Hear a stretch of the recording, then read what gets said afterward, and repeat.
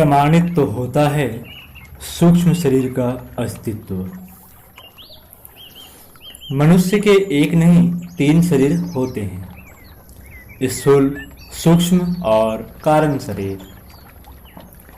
दृश्यमान स्थूल शरीर ऊपर का होता है, इसके भीतर सूक्ष्म शरीर है जो दृश्य प्रवृत्तियों और शक्तियों के साथ जुड़ा रहता है। तीसरा अंतराल का गहरा स्तर वह है जिसे कारण शरीर कहते हैं। इसका संबंध परब्रह्म और उसकी सत्ता से है। इसके लिए योग साधना एवं तपश्चर्या की एक एक करके सभी सीढ़ियां पार करनी पड़ती है। स्थूल से आगे सूक्ष्म और सूक्ष्म से आगे बढ़कर कारण शरीर में प्रवेश करना पड़ता है, तब कहीं योग शास्त्रों में वर्णित हृदय सिद्धियों के दर्शन होते हैं। प्राचीन काल का समूचा इतिहास इन्हीं आध्यात्मिक उपलब्धियों से भरा पड़ा है, जिसे ऋषियों, तत्वदर्शियों, योगियों और संतों का इतिहास कहा जा सकता है। वे अपने संकल्प बल से या सूक्ष्म शरीर से परकाया प्रवेश से लेकर सुदूर ग्रह नक्षत्रों तक की यात्रा पलक झपकते ही कर लेते थे। सूक्ष्म शरीर की सत्ता और सामर्थ्य स्थूल काया की तुलना में असंख्य गुना अधिक है। अध्यात्म क्षेत्र में इसके पग पग पर प्रमाण उपलब्ध है। आध्यात्मिक जगत की प्रसिद्ध घटना है कि मंडन मिश्र के जगतगुरु आदि शंकराचार्य से शास्त्रार्थ में पराजित हो जाने के बाद उनकी धर्मपत्नी विदुषी भारती ने मोर्चा संभाला। उसने शंकराचार्य से काम विद्या पर ऐसे जटिल प्रश्न पूछे जो इन जैसे ब्रह्मचारी सन्यासी की कल्पना से भी परे थे, किंतु वे योगी थे। उन्हें मंडन मिश्र जैसे महान पंडित की सेवाओं की अपेक्षा थी। सो उन्होंने महेश्वती नरेश के मृतक शरीर में प्रवेश किया और काम शास्त्र का ज्ञान प्राप्त किया। तत्पश्चात वापस अपने शरीर में आकर उन्होंने भारती के प्रश्नों का उत्तर दिया। परकाया प्रवेश की यह घटना पिंड की सामर्थ्य के उस सूक्ष्म चेतन पक्ष का परिचय देती, जिसे रहस्य में विभूतियों से संपन्न माना गया है। सूक्ष्म शरीर द्वारा परकाया प्रवेश की एक दूसरी इतिहास प्रसिद्ध घटना महर्षि उपवर्ष के शिष्य देवदत्त की है, जिन्होंने पाटलिपुत्र के राजा महापद्मनंद के मृत शरीर में प्रवेश तो पा लिया था, पर फिर बाहर नहीं निकल सके थे। महर्षि उपवर्ष के 3 शिष्य थे। प्रथम वररुचि या कात्यायन, जो पीछे सम्राट चंद्रगुप्त के महामंत्री बने थे। इन्होंने पाणिनि के व्याकरण के सूत्रों की टीका की थी। दूसरे थे व्याडी, जिन्होंने एक विशाल व्याकरण ग्रंथ लिखा था। और तीसरे थे देवदत्त, जो योग विद्या में निष्णात थे और परकाया प्रवेश तक की विद्या जानते थे। गुरुदक्षिणा की 1 लाख स्वर्ण मुद्राएं प्राप्त करने के लालच में इन्होंने तुरंत मृत्यु को प्राप्त महापद्मनंद के शरीर को माध्यम बनाया और दोनों साथियों पर अपने शरीर की रक्षा का भार सौंपकर उसमें सूक्ष्म शरीर से जा घुसे। सारे राज्य में छाई दुख की लहर एकाएक खुशी में बदल गई। चारों ओर उत्सव मनाए जाने लगे। कुशाग्र बुद्धि महामंत्री सक्टार ने जब पुनर्जीवित महापद्मनंद के गुण, कर्म, स्वभाव, व्यवहार एवं पांडित्य में परिवर्तन पाया तो उन्हें वस्तुस्थिति समझते देर न लगी कि यह सारा खेल योग विद्या के ज्ञाता देवदत्त का है। उन्होंने निश्चय किया कि जैसे भी हो देवदत्त के पूर्ववर्ती शरीर को ढूंढकर शवदाह करा दिया जाए, ताकि महापद्मनंद को इस रूप में ही जीवित रखा जा सके। यह वह समय था जब सिकंदर सम्राट पुरु को परास्त कर झेलम तक आ पहुंचा था। अगली लड़ाई उसके पाटलिपुत्र से ही होने वाली थी। ऐसी स्थिति में अपने सिपाहियों का मनोबल बढ़ाए रखना आवश्यक था। अतएव सक्टार ने अपने विश्वास पात्र सैनिकों को भेजकर व्याडी के विरोध के बावजूद भी देवदत्त के शरीर का अग्नि संस्कार करा दिया। देवदत्त को जब इस बात का पता चला तो माथा पीटते रह गए। बात की कथा तो सब जानते ही हैं। विश्वविख्यात चित्रकार गोया की आत्मा अमेरिका की एक विधवा हैनरोड के शरीर में प्रविष्ट हो गई थी। यह घटना अमेरिका में प्रसिद्ध है। नए शरीर में गोया ने ग्वालन नामक सुंदर कलाकृति का निर्माण किया। विधवा हेनरेट ने अपने जीवन काल में कभी कोई चित्र नहीं बनाया था। अमेरिकी विशेषज्ञों को विधवा के व्यवहार में गोया की आत्मचेतना झांकती दिखाई दी थी। वे इसे परकाया प्रवेश की घटना मानते थे। गायत्री कुछ स्तरीय योग साधना सूक्ष्मता का विज्ञान है। यह परम सत्ता से संबंध जोड़ने व आत्मानुभूति कराने का सुनिश्चित साधन है। यह राह भले ही कठिनाइयों, आत्मनिर्माण व आत्म सुधार की हो, पर एक वैज्ञानिक पद्धति जिसके परिणाम सुनिश्चित होते हैं। उस कठिन मार्ग पर चलने वाला आस्था को उक्त चमत्कारी सिद्ध निसंदेह परिपुष्ट करती है। मानवीय काया की सूक्ष्म संरचना ही कुछ ऐसी है कि अंतराल में प्रसुप्त उस बीज भंडार को विकसित किया जा सके तो वह उसे अनंत गुना सामर्थ्यवान बना देती है। स्थूल से सूक्ष्म और सूक्ष्म से कारण शरीर की स्तर इसी स्तर की है। विज्ञान जगत के अनुसंधानकर्ताओं ने भी जब भारतीय दर्शन के इस तथ्य की पुष्टि कर दी है और कहा है कि मनुष्य की इथरिक बॉडी अर्थात सूक्ष्म शरीर की सामर्थ्य स्थूल की तुलना में कई गुना अधिक है, वह शरीर के अंदर और उसके बाहर भी कार्य करता रह सकता है, अत्यंत अल्प समय में दूरवर्ती स्थानों की यात्रा कर सकता है और जरूरतमंदों की सहायता कर सकता है। ऑक्सफोर्ड स्थित साइकोफिजिकल रिसर्च सेंटर के मूर्धन्य परामनोविज्ञानियों ने एस्ट्रल ट्रैवल अर्थात सूक्ष्म शरीर की यात्रा पर गहन अध्ययन एवं अनुसंधान किया है। संस्थान के प्रमुख अनुसंधान अधिकारी डॉक्टर चार्ल्स एम क्री का कहना है कि जन सामान्य में से लगभग 10% व्यक्तियों को अपने जीवन में सूक्ष्म शरीर से दूसरे स्थानों की यात्रा के अनुभव होते हैं। इनमें से अधिकांश घटनाएं दुर्घटना या शल्यक्रिया के समय घटित होती हैं। उनके अनुसार इस तरह के अनुभव प्रायः शांत एवं विश्रांतिपूर्ण मनस्थिति में होते हैं। गहन निद्रा में भी स्थूल रूप से बाहर निकलकर सूक्ष्म शरीर की यात्रा की घटनाएं प्रकाश में आती रहती है। विश्व प्रख्यात लेखक अर्नेस्ट हेमिंग्वे ने अपनी कृति फेयरवेल टू आर्म्स में ऐसे अनेक रहस्यमय संस्मरणों का वर्णन किया है जिनमें व्यक्तियों ने अपने स्थूल शरीर से सूक्ष्म शरीर को अलग कर स्वयं की शल्यक्रिया होते या दुर्घटना में शरीर को अशक्त पड़े देखा है। इसी तरह सुप्रसिद्ध वैज्ञानिक रेमंड मूडी ने इस तरह के कितने ही उदाहरण ढूंढ निकाले हैं जिनमें रोगियों ने अपने मृत्यु को बहुत पास से देखा है कि किस तरह कष्टकर परिस्थितियों में भौतिक शरीर से सूक्ष्म शरीर अलग होकर उन सारे दृश्यों को देखता रहा जिनमें उसे स्वस्थ करने के चिकित्सकों के प्रयत्न भी सम्मिलित है। इस संदर्भ में तांत्रिक विशेषज्ञों का कहना है कि सामान्य अवस्था में स्थूल शरीर एवं सूक्ष्म शरीर दोनों संपूर्ण एक की स्थिति में रहते हैं, किंतु कई बार बहुत सी ऐसी परिस्थितियां भी आती है जब दोनों शरीर एक दूसरे से अलग हो जाते हैं। तब सूक्ष्म शरीर के लिए कहीं भी गमन कर सकना संभव हो जाता है। इतने पर भी वह भौतिक शरीर से एक सूक्ष्म सूत्र द्वारा संबंध बनाए रखता है। मृत्यु हो जाने पर यह संपर्क सूत्र समाप्त हो जाता है और सूक्ष्म शरीर पूरी तरह स्वतंत्र हो जाता है। यह एक तथ्य है कि सांसारिक कष्ट कठिनाइयाँ स्थूल शरीर के साथ ही जुड़ी रहती है। सूक्ष्म शरीर को इस प्रकार की कोई आदि व्याधि नहीं व्यापती। 25 नामक पुस्तक में रेड मॉडल ने एक ऐसे ही व्यक्ति की घटना प्रकाशित की है जिसे जेल के भीतर भीषण यंत्रणाएं सहनी पड़ती थी। अभ्यास द्वारा उसने अपने सूक्ष्म शरीर को स्थूल काया से अलग करने की विद्या सीख ली थी और यंत्रणा के उन क्षणों में सूक्ष्म शरीर से जेल के बाहर विचरण करने चला जाया करता था। पोलैंड का एक प्रतिभाशाली इंजीनियर अपनी अत्यंत क्षमता के लिए विख्यात था। अपने चिकित्सक मित्र के परामर्श पर उसने सूक्ष्म शरीर से सुदूर प्रांतों की यात्राएं की। स्थूल शरीर से सूक्ष्म शरीर के अलग हो जाने पर परीक्षणकर्ता वैज्ञानिकों ने पाया कि उस समय उसके भौतिक शरीर में जीवन नाम का कोई लक्षण विद्यमान नहीं होता था। हृदय की धड़कन, नाड़ी की गति, श्वास प्रश्वास आदि बंद हो जाते थे। अन्य वैज्ञानिक परीक्षणों ने भी इस तथ्य की पुष्टि की है।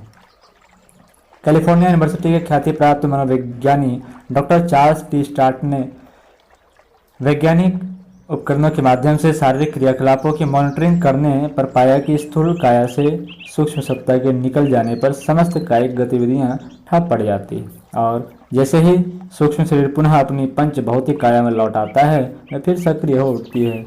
उनके इस अनुसंधान की प्रामाणिकता को American society of psychical research ने भी स्वीकृति प्रदान की है। अभ्यास द्वारा भौतिक शरीर से सूक्ष्म शरीर को अलग करने की अतिरिक्त भी कितनी ही बार ऐसी घटनाएं घटित होती है जो सूक्ष्म शरीर की सत्ता से परिचय कराती है और जिन्हें चिकित्सालयों के रिकॉर्ड में देखा जा सकता है। घटना फॉकलैंड की है, जहां पिछले दिनों ब्रिटेन और अर्जेंटीना के बीच युद्ध हुआ था। एक सैनिक अचेतना अवस्था में अस्पताल में भर्ती किया गया। गहन उपचार के बाद जब मूर्छा जगी तो उसने डॉक्टर को बताया कि अमुक गांव में अमुक परिवार में उसका मृत शरीर पड़ा है, जिसको तुरंत दफना दिया जाए। वस्तुतः उसने अपने पोते के शरीर में प्रवेश पा लिया था। जांचकर्ताओं को उसने बताया कि उस परिवार का वह एकमात्र पुत्र सदस्य था जिसका जीवित रहना आवश्यक था।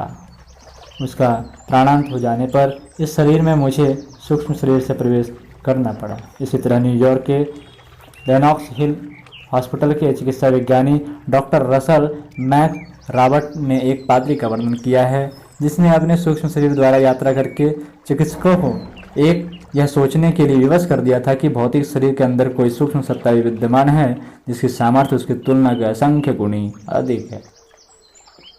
मूर्धन्य मनोविज्ञानी सिल्वान मोल्डोन का कहना है कि वस्तुतः सूक्ष्म शरीर ब्रह्मांडीय ऊर्जा का सघनीकृत रूप मात्र है। योग साधना एवं तपश्चर्या के ब्रह्मांडीय चेतन ऊर्जा सूक्ष्म शरीर में जैसे जैसे सघन होती जाती है वह सशक्त एवं परिपुष्ट बनता जाता है। उसकी क्षमता भौतिक काया से कई गुनी बढ़ी चढ़ी होती है, जिसके लिए समय, स्थान, दूरी आदि जैसे कारक कोई अर्थ नहीं रखते।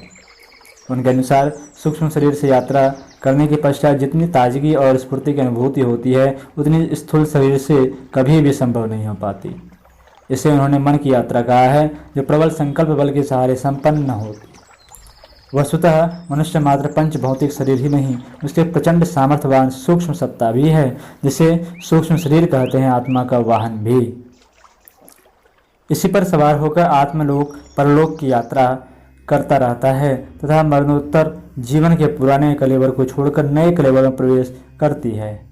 तपस्वी एवं सिद्ध योगी जन अपने इसी शरीर से स्वल्प समय में दूरवर्ती दुर्गम क्षेत्रों की यात्राएं करते एवं जरूरतमंदों की सहायता करते देखे सुने जाते हैं। सूक्ष्म शरीर से अन्य शरीरों में प्रवेश करने की कथा गाथाओं का भी उल्लेख मिलता है। जिन कार्यों की को मनुष्य स्थूल काया से संपादित नहीं कर पाता वह दिव्य दर्शन, दूर श्रवण, दूर संप्रेषण व दूर गमन जैसे कठिन कार्य सूक्ष्म शरीर को विकसित कर लेने पर सहज संभव हो जाते हैं। भारत का प्राचीन इतिहास आध्यात्मिक उपलब्धियों से भरा पूरा है। इसे आध्यात्मिक उपलब्धियों की श्रृंखला कहें तो आध्यात्मिक साहित्य और दर्शनों को तत्वदर्शी ऋषि, मनुष्यों, योगियों और संतों का इतिहास कहना पड़ेगा। आध्यात्मिक जगत की ऐसी घटनाएं ही बहुत सी हैं जो इस तथ्य पर प्रकाश डालती है कि सूक्ष्म स्थूल शरीर से परे जीवात्मा का वाहन सूक्ष्म शरीर, जिसे एटलर बॉडी के नाम से जाना जाता है, विलक्षण क्षमता संपन्न एक सुनिश्चित सत्ता है। इसे अदृश्य प्रवृत्तियों और शक्तियों का केंद्र भी कहा जाता है। इसको विकसित कर लेने पर लोकांतरों की यात्राएं की जा सकती है। अपनी सूक्ष्म सत्ता को दूसरों की काया में प्रवेश कराकर उनसे मन चाहे दिशा में कार्य कराया जा सकता है। नाथ संप्रदाय के आदि गुरु महायोगी मत्स्येंद्र नाथ के विषय में कहा जाता है कि सूक्ष्म शरीर से वे अपनी इच्छा अनुसार विभिन्न लोकों में गमनागमन किया करते थे। उन्हें परकाया प्रवेश की सिद्धि प्राप्त थी। एक बार अपने शिष्य गोरखनाथ को स्थूल शरीर की सुरक्षा का भार सौंपकर मृत राजा के शरीर में उन्होंने सूक्ष्म शरीर से प्रवेश किया था। गोरखनाथ स्वयं एक महान योगी थे और अध्यात्म जगत की विभूतियों से संपन्न थे। महाभारत के शांति पर्व में वर्णन है कि सुलभा नामक विदुषी अपने योग बल की शक्ति से राजा जनक के शरीर में प्रवेश कर विद्वानों से शास्त्रार्थ करने लगती थी। उन दिनों राजा जनक का व्यवहार भी स्वाभाविक न था। अनुशासन पर्व में भी कथा आती है कि एक बार इंद्र किसी कारणवश ऋषि देव शर्मा से कुपित हो गए। उन्होंने क्रोधवश ऋषि की पत्नी से बदला लेने का निश्चय किया। देव शर्मा का शिष्य विपुल योग साधनाओं से निष्णात और सिद्ध था। उसे योग दृष्टि से यह मालूम हो गया था कि मायावी इंद्र गुरु पत्नी से बदला लेने वाले हैं। विपुल ने सूक्ष्म शरीर से गुरु पत्नी के शरीर में उपस्थित होकर इंद्र के हाथों से उन्हें बचाया। पातंजलि योग दर्शन में सूक्ष्म शरीर से आकाश गमन करने, एक ही समय में अनेक शरीर धारण करने, अदृश्य होने, परकाया प्रवेश करने जैसी अनेक योग विभूतियों का वर्णन है जो प्रकारांतर से जीवात्मा की अकूत सामर्थ्य और काया से परे उसकी स्वतंत्र सत्ता का प्रतिपादन करती है। सतरस्तंभ से बने संसार और पंच भौतिक काया से जुड़े आकर्षणों से अत्यधिक लिप्त होने के कारण अपने मूल सत्ता को समाप्त शारीरिक एवं मानसिक हलचलों का केंद्र है का बोध नहीं हो पाता। बाह्याकर्षणों के आवरणों को चीर कर निकल सकना संभव हो सके तो प्रतीत हुआ कि अपनी ही आत्मसत्ता में रिद्धि सिद्धियों का ऐसा विलक्षण भंडार छिपा पड़ा है जिसे माँ जानकर समष्टि चेतन सत्ता से संबंध जोड़ सकना तथा विभूति संपन्न सामर्थ्यवान बन सकना संभव है। शास्त्र में इसी तथ्य का प्रतिपादन करते हुए ऋषि कहते हैं, योगी को अदृश्य जगत दृश्यवत दिखता है, उसे दूर दर्शन दूर श्रवण की विभूतियां उपलब्ध होती है। ध्यान मात्र से योगी भूत भविष्य वर्तमान तथा प्राणियों के मनोगत भाव जान लेता है। अदृश्य जगत को जान लेना, उसमें सूक्ष्म शरीर द्वारा प्रवेश कर सकना संभव है। विज्ञानवेत्ता भी अब इस तथ्य को स्वीकार करने लगे हैं और सूक्ष्म शरीर की विशिष्ट क्षमता को उद्घाटित करने में निरत हुए हैं। अनुसंधानकर्ताओं ने स्थूल काया से सूक्ष्म शरीर के बाहर निकलने की प्रक्रिया को एक सोमैटिक स्टेट तथा आउट ऑफ बॉडी एक्सपीरियंस अर्थात शरीर से बाहर अतीन्द्रिय अनुभव आदि नामों से संबोधित किया है। पाश्चात्य योग साधकों में डॉक्टर माल्स कारिंगटन, हैवर्टलमान, लिंडार्स, डुरावेल Muldoon, Oliver Lodge, doctor Mesmer, David Neel and Paul Brunton आदि के अनुभवों और प्रयोगों में सूक्ष्म शरीर की प्रामाणिकता सिद्ध करने वाले अनेक प्रमाण उपस्थित किए हैं। जे मोल्डोन अपने स्थूल शरीर से सूक्ष्म शरीर को पृथक करने के कितने ही प्रदर्शन कर चुके थे। उनने इन सब की चर्चा अपनी पुस्तक the projection of astral body में विस्तार पूर्वक की। फ्रांस के प्रख्यात कथाकार गुएदी मोपासा ने अपने संस्मरण में लिखा है कि जब कभी वो लिखने बैठते थे तो उनके सम्मुख एक सूक्ष्म शरीरधारी पुरुष बैठा मिलता। वो उनसे आग्रहपूर्वक वही लिखाता जो उसकी इच्छा होती। लेखन समाप्त होते ही वह अदृश्य हो जाता।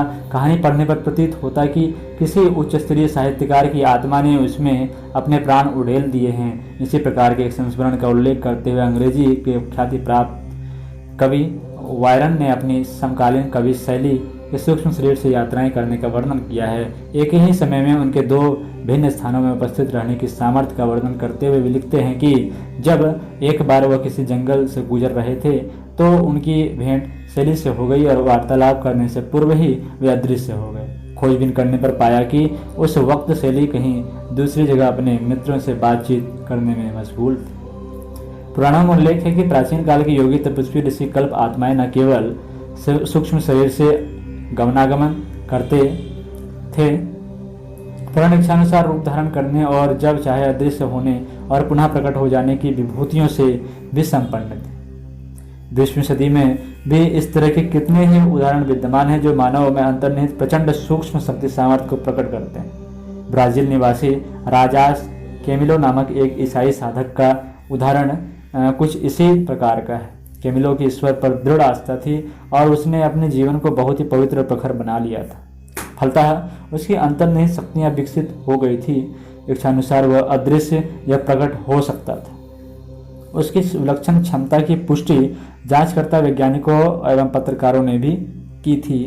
इसी तरह अल्बानिया के काउंट एडुवर्डो नामक व्यक्ति को सूक्ष्म शरीर से यात्रा करने का दृश्य होने आदि की सामर्थ्य प्राप्त थी। मंगोलिया के बौद्ध भिक्षु थ्यांग ने भी कठिन अभ्यास के द्वारा इस तरह की क्षमताएं विकसित कर ली थी। सबके सामने वह अचानक प्रकट हो जाता और फिर अदृश्य होकर सबको अचंभे में डाल देता। इस तरह के कितने ही प्रदर्शन उसने मूर्धन्य वैज्ञानिकों, विद्वानों एवं पत्रकारों के समक्ष प्रस्तुत किए। ऑस्ट्रेलिया के सुप्रसिद्ध पत्रकार डेविड नील ने जब थ्यांग से उसकी विलक्षणता का कारण पूछा था तो उत्तर मिला, सूक्ष्म शरीर से यात्रा करना व अदृश्य होना आदि साधक की अपनी इच्छा शक्ति पर निर्भर करता है। अपनी समस्त मानसिक एवं आध्यात्मिक शक्तियों को केंद्र करके कोई भी व्यक्ति इस तरह की क्षमताएं विकसित कर सकता है। योगी एवं तपस्वी स्तर के भारतीय साधकों की एक महान परंपरा रही है जो इस तथ्य को उद्घाटित करती है कि मानव जीवन सृष्टा का वह अनुपम उपहार है जिसका यदि सदुपयोग बन पड़े तो हर मनुष्य दिव्य विभूतियों का स्वामी बन सकता है। पवित्रता एवं प्रखरता द्वारा पात्रता अर्जित कर हर साधक योग साधना के माध्यम से भौतिक सफलताएं एवं आध्यात्मिक जगत की विभूतियां हस्तगत कर सकता है।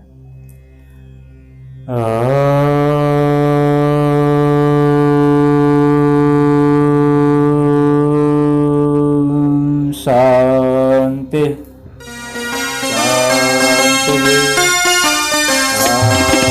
शांति चलो गुरुदेव के सपने सजाने की शपथ ले ली। चलो गुरुदेव के सपने सजाने की शपथ ले